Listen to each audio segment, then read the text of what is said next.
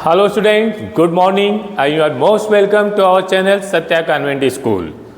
My dear students, आज मैं आप लोगों के सामने एक अलग चीज़ लाया हूँ.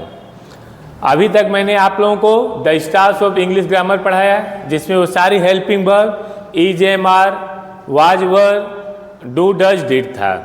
तो मुझे लगा क्यों न मैं आज आप लोगों के लिए कुछ मिक्स सेंटेंस दूँ और ये देखूँ कि कौन कितना तेज है. जो भी अपने आप को इंग्लिश के विद्वान समझ रहे हैं बच्चे, जो बहुत उनको लगता है कि अरे इंग्लिश मेरे लिए कुछ नहीं है, वो आए और इस ट्रांसलेशन को, इस मिक्स सेंटेंस को इंग्लिश में करके देखें तो उनको भी लगेगा कि उनकी तैयारी कितनी है. मैं यहाँ किसी बच्चों को चैलेंज नहीं कर रहा हूँ, बस मैं ये जानना चाहता हूँ कि वो अपने आप को परखें कि वो यहाँ पर कितनी मजबूत हैं वो. और यह जो मैं आप लोगों को मिक्स सेंटेंस दे रहा हूँ माय डियर स्टूडेंट, यह मैं एक मोटिवेटेड या मोटिवेशनल स्टोरी है यहाँ पर, जिससे कि आपको एक नई ऊर्जा मिले, आपको एक नई प्रेरणा मिले और उस प्रेरणा के द्वारा, उस ऊर्जा के द्वारा इस स्टोरी से आप भी अपने जीवन को बदल सकते हैं. तो आइए देखते हैं ट्रांसलेशन क्या है. एक समय की बात है, निर्मला नाम की एक लड़की वाराणसी शहर में रहती थी. उसके माता पिता बहुत गरीब थे. बहुत मुश्किल से उसका जीवन यापन होता था. निर्मला बहुत मेहनती लड़की थी. वह पढ़ने में बहुत अच्छी थी. वह घर का सारा काम खुद करती थी. आसपास के बच्चे उसके पास पढ़ने आते थे. जो पैसा मिलता था उससे वह अपनी फीस जमा करती थी. अपनी कड़ी मेहनत से वह एक अधिकारी बन गई. इस तरह उसने अपनी गरीबी को दरकिनार करते हुए परिवार के दिन बदल दिए. इसलिए बच्चों, सामने चाहे जितनी कठिनाई आए, पढ़ाई के द्वारा आप अपने मंजिल तक पहुंच सकते हैं. मैं इतना इसलिए पढ़ा कि जो तेज बच्चे हैं वो अपना करना शुरू कर दिए होंगे. अब आते हैं, एक समय की बात है तो क्या हो जाएगा, once upon a time. अब हमने एक छोर समाप्त कर दिया. एक समय की बात है, once upon a time. अब क्या है, निर्मला नाम की एक लड़की वाराणसी शहर में रहती थी. तो दूसरा छोर आप लोग रहती थी को करो.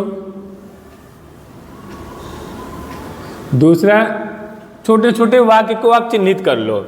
जैसे हमने यहाँ पर रखा रहती थी, तो देयर लिव्ड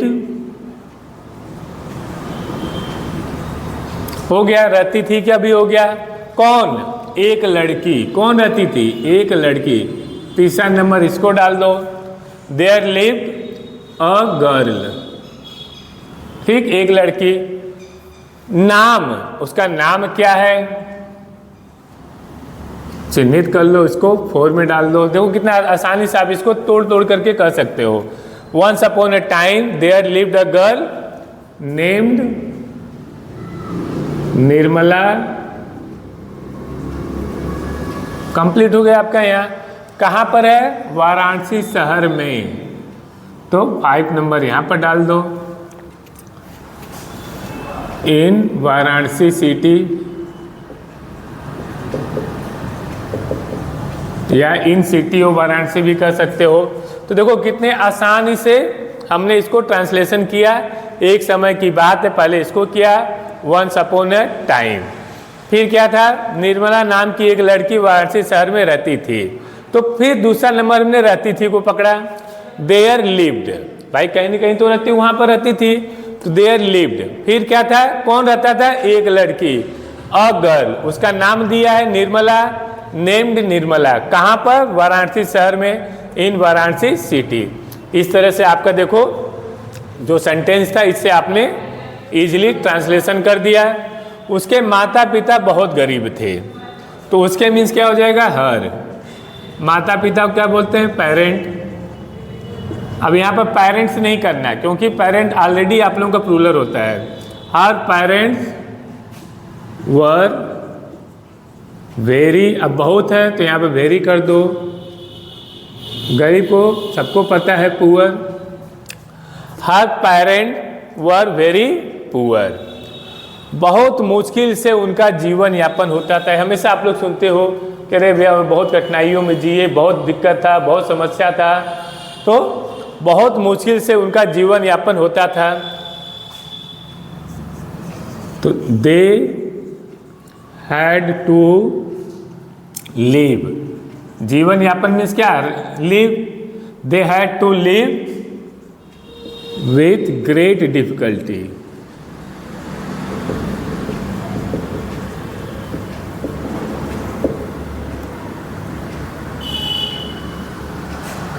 हार्डशिप भी आप कर सकते हो। बहुत मुश्किल से उनका जीवन यापन होता था। तो दे हैड टू लिव, क्योंकि यहाँ पर क्या है, था आ गया है, तो इसलिए यहाँ पर हम हैड का प्रयोग करेंगे। तो they had to live with great difficulty. Nirmala बहुत मेहनती लड़की थी। तो अब निर्मला नाम है तो फिर निर्मला लिखो, निर्मला वाज। अब वाज क्यों लगाए हो, यहाँ पर थी आ गया है। तो जैसे हमने आप लोगों को the star of helping verb पढ़ाया था वाज वर्ब में, तो क्या था, निर्मला बहुत मेहनती लड़की थी। तो उसमें एक तो कौन सा सेंटेंस आ गया, सिंपल सेंटेंस है। यहाँ तो कोई एक्शन तो हो नहीं रहा है, वह मेहनती थी, कोई काम तो अभी नहीं बता रहा है। तो जो पहला हम लोग का टॉपिक था कि जो वाज वर्ब का प्रयोग हम लोग करते हैं, यह साधारण वाक्य में भी करते हैं, सिंपल सेंटेंस में करते हैं। तो यहीं पर यह है, निर्मला बहुत मेहनती लड़की थी। तो निर्मला वाज बहुत है, वेरी हार्ड वर्किंग गर्ल। ठीक, बहुत मेहनती, बहुत मेहनतियों को क्या लिखोगे, वेरी हार्ड वर्किंग। क्या लिखोगे, वेरी हार्ड वर्किंग। तो निर्मला बहुत मेहनती लड़की थी। तो Nirmala was very hard working girl. वह पढ़ने में बहुत अच्छी थी। तो क्या हो जाएगा, सी वाज। अब देखो फिर यहाँ पर थी आ गया है। ठीक, तो यहाँ पर हमें वाज वर्ब का प्रयोग करना है। सी सिंगुलर है, इसलिए यहाँ पर हम लोग वाज का प्रयोग किए हैं। She was. अब क्या बहुत है, वेरी गुड एट स्टडी। ठीक, वह पढ़ने में बहुत अच्छी थी। She was very good at study. वह घर का सारा काम खुद करती थी। तो सी, अब देखो वह घर का सारा काम खुद करती थी आ गया, और यहाँ पर काम आ गया है। ठीक, तो सारा काम खुद करती थी। ठीक, अब यहाँ पर थी आ गया, यहाँ पर काम आ गया है। तो अब यहाँ पर वाज वर्ब नहीं लगाओगे, यहाँ पर क्या लेगा, डिड। डिड किस कौन से सेंटेंस में है, पास्ट इंडिफिनिट में डिड का प्रयोग हम लोग करते हैं। वह घर का सारा काम खुद करती थी। तो क्या हो जाएगा, सी डिड ऑल द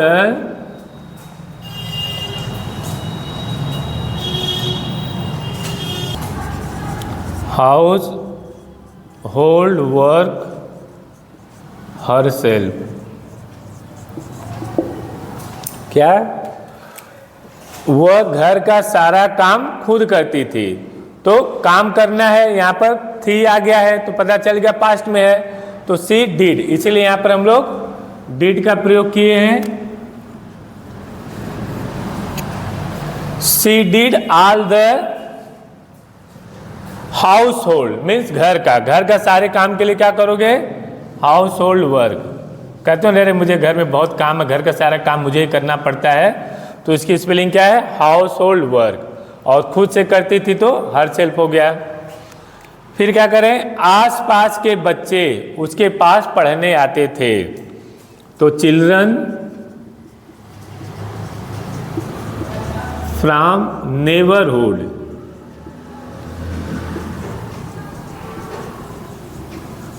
आसपास के बच्चों के लिए क्या बनाओगे, आसपास मतलब क्या, जो उसके पड़ोसी हुए होंगे उन्हीं को कर रहा है। तो आसपास के बच्चे मीन्स नेबरहुड, उसके पड़ोसी में, आसपास जो उसके पड़ोस में रहते होंगे बच्चे, तो उसको हम क्या बोलेंगे? नेबरहुड।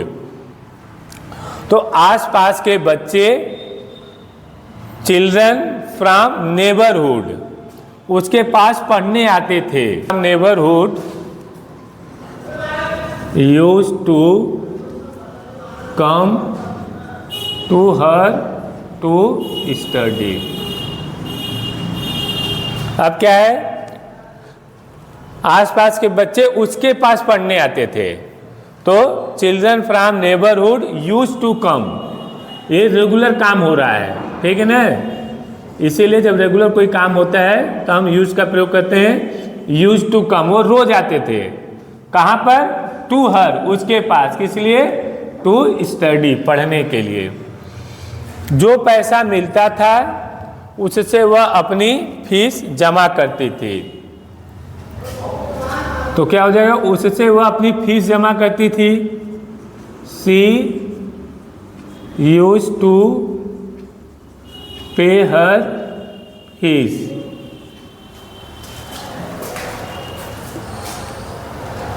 जो पैसा मिलता था,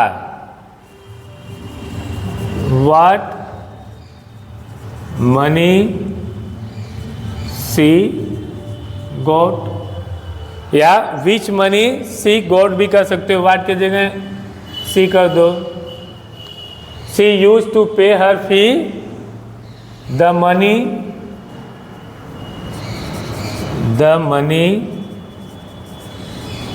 विच सी गोट। अब विच यहाँ पर क्या होगा? एक रिलेटिव प्रोनाउन का काम कर रहा है, दो वाक्यों को जोड़ने का काम कर रहा है। तो अब क्या हुआ यहाँ पर? जो पैसा मिलता था उससे वह अपनी फीस जमा करती थी, तो उसका रोज का काम था। तो जब रोज का काम है तो यूज टू में आ जाओ। यूज टू प्लस जो उसके आगे का जो भी वर्ब होगी उसको आपको लगा देना, जो आप रेगुलर काम करते हो। सी यूज टू पे, इसीलिए मैं यहाँ पर आप लोगों को थोड़ा सा एक अलग चीज़ दे दिया हूँ कि थोड़ा सा अच्छा लगेगा। उससे वो अपनी फीस जमा करती थी, तो सी यूज टू पे हर फीस द मनी विच सी गोट, जो पैसा उसको मिलता था। अपनी कड़ी मेहनत से वह एक अधिकारी बन गई।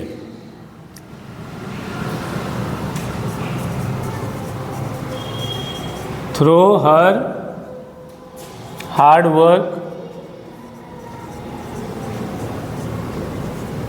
She became an officer। अब कड़ी मेहनत, ठीक है, अपनी कड़ी मेहनत से वह एक अधिकारी बन गई। तो यहां पर थ्रो से हम शुरू करेंगे। थ्रो हर हार्ड वर्क, कड़ी मेहनत के लिए कहते हैं ना लोग, हार्ड वर्क करो भाई तभी सफलता मिलेगी, अच्छा अंक मिलेगा। तो थ्रो हर हार्ड वर्क, अपनी कड़ी मेहनत से अब क्या अधिकारी बन गई, मतलब काम हो गया। तो यहां पर हम बिकम का सेकेंड फॉर्म ला दिए, बिकेम। तो सी बिकेम एन ऑफिसर, वह अधिकारी बन गई। इस तरह उसने अपनी गरीबी को दरकिनार करते हुए परिवार के दिन बदल दिए। तो इस तरह, in this way she ignored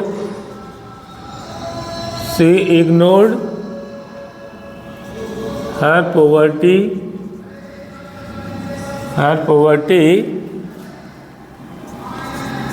she changed her family's life, या डे भी लिख सकते हो। अब देखो कितना बड़ा सेंटेंस है ये, लेकिन इसको कितना आसानी से आप लोगों ने बनाया है, इसको आप लोग भी बड़े आसानी से बना सकते हो। इस तरह उसने, ठीक, तो इस तरह को हमने इन दिस वे में ले लिया है। उसने अपनी गरीबी को दरकिनार करते हुए, मीन्स अपनी गरीबी को दरकिनार, ठीक है ना, यहाँ पर क्या लिखा है? दरकिनार। किसको? गरीबी को। तो उसका स्पेलिंग क्या होगा? दरकिनार को इग्नोर्ड, ठीक है, कहते हो ना अरे मुझे इग्नोर क्यों कर रहे हो, मुझे दरकिनार क्यों कर रहे हो। सी इग्नोर्ड हर, गरीबी को क्या करोगे, पॉवर्टी। सी इग्नोर्ड हर पॉवर्टी, परिवार के दिन बदल दिए, ठीक है ना। तो बदलने क्या हुआ, चेंज हो गया, हर फैमिलीज लाइफ। इसलिए बच्चों सामने चाहे जितनी कठिनाई आए, पढ़ाई के द्वारा आप अपनी मंजिल तक पहुंच सकते हैं। Therefore children,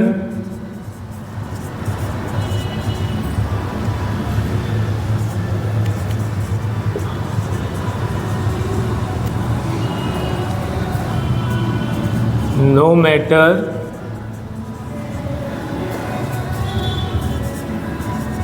what difficulties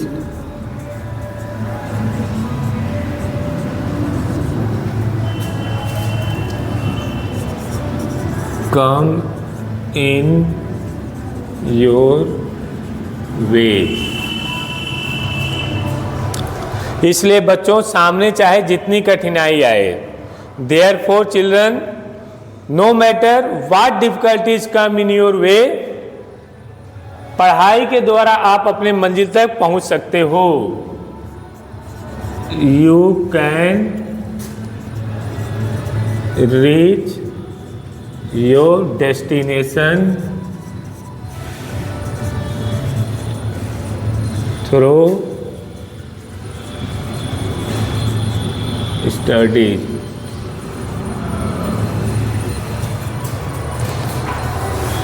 इसलिए बच्चों सामने चाहे जितनी कठिनाई आए, तो therefore children, no matter what difficulties come, घबराने की कोई बात नहीं है, चाहे जो भी चुनौती आए। कहाँ, इन योर वे, आपके रास्ते में। पढ़ाई के द्वारा आप अपने मंजिल तक पहुंच सकते हो। You can reach your destination, ठीक है। डेस्टिनेशन मीन्स क्या, लक्ष्य, डेस्टिनेशन बोल सकते हो, या यहाँ पर आप अपना ड्रीम बोल सकते हो। You can reach your dream through study, यानी पढ़ाई में वो दम है, पढ़ाई में वो शक्ति है कि इंसान चाहे कितना ही उसके पास भले रिसोर्सेस न हो, चाहे कितना ही गरीब क्यों न हो, लेकिन पढ़ाई नाम का एक ऐसा औजार है, एक ऐसी शक्ति है कि अगर कोई चाहे तो इसको अपने जीवन में अपना करके बड़े से बड़े पहाड़ को भी तोड़ करके। दशरथ माझी का नाम आप सभी लोग सुने होंगे। उनकी पत्नी बीमार थी, वह आगे पहाड़ बाधा बन गया, जिससे उनकी पत्नी समय से हॉस्पिटल नहीं पहुंच पाई और रास्ते में उनका देहांत हो गया। और उन्होंने ठान लिया इस विशाल पर्वत को मैं काट करके इसके बीच से मैं रास्ता बनाऊंगा। 20-25 साल तक प्रयास करने के बाद उन्होंने अपनी कड़ी मेहनत से, सिर्फ हथौड़ी और छिन्नी से ही उन्होंने रास्ता बना दिया। आज बहुत सारे लोग वहाँ से जाते हैं, बहुत लोगों की मुसीबत उन्होंने दूर कर दिया। जो एक प्रशासन, जो एक सरकार कार्य नहीं कर पाई, वह एक व्यक्ति कर पाया। तो मेरे कहने का मतलब यही है कि समस्या चाहे कितना ही विकराल क्यों न हो, चाहे कितना जटिल क्यों न हो, अगर आप ठान लेंगे तो गरीबी आपके सफलता के आगे कुछ भी नहीं है। तो मेरे प्यारे दोस्तों, मेरे प्यारे बच्चों, ये मैं आप लोगों को translate this mix sentence into English में देने का प्रयास किया हूँ और साथ में कुछ मोटिवेशनल स्टोरी लेकर के आया हूँ, जिससे कि आपको भी एक नई ऊर्जा मिले, आप अभी अपने कार्य को और गति के साथ आगे बढ़ाते हुए खूब मन लगाकर पढ़ें और जीवन में एक अच्छा इंसान बने। Thank you my dear students. अगर आप लोगों को यह मोटिवेशनल स्टोरी अच्छी लगी हो तो आप लोग कमेंट जरूर उसमें कमेंट में लिखिएगा, और लगे कि नहीं आप लोगों को और ऐसे मोटिवेशनल स्टोरी की ज़रूरत है तो वो भी आप कमेंट में लिखिएगा। जितना हो सकेगा मैं आप लोगों को इस तरह के मोटिवेशनल स्टोरी देने का प्रयास करूंगा।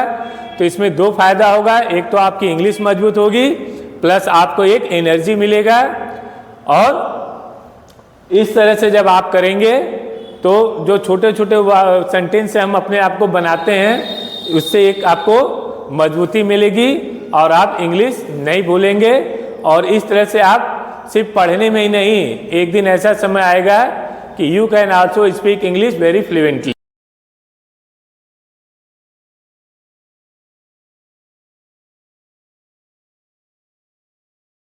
आप लोगों को खुद से करने के लिए यहाँ पर मिक्स सेंटेंस दिया हूँ और देखता हूँ कि आप लोग कितना जल्दी और कितने अच्छे से इस मिक्स सेंटेंस को कर सकते हो।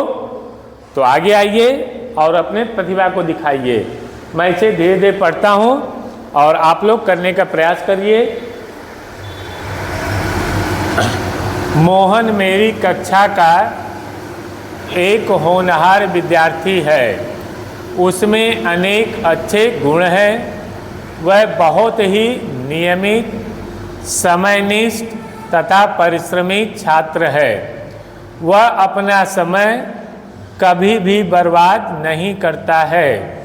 वह अपना सभी कार्य समय पर समाप्त करता है। वह हमेशा अपने गुरुजनों एवं अपने बड़ों का आदर करता है। वह अपनी कक्षा में हमेशा प्रथम आता है। वह घमंड की जगह विनम्रता का भाव रखता है। वह किसी न किसी प्रकार सभी छात्रों की मदद करता है। इन्हीं गुणों के कारण वह सबका चहेता बन गया। तो ये आप लोगों को मैं ट्रांसलेशन दिया हूँ, इसको आपको इंग्लिश में करना है। आइए और अपनी प्रतिभा को मैं आप लोगों को सुनहरा मौका दे रहा हूँ। अपने प्रतिभा को यहाँ पर निखारिए, अपने प्रतिभा को और मजबूत करिए। Thank you.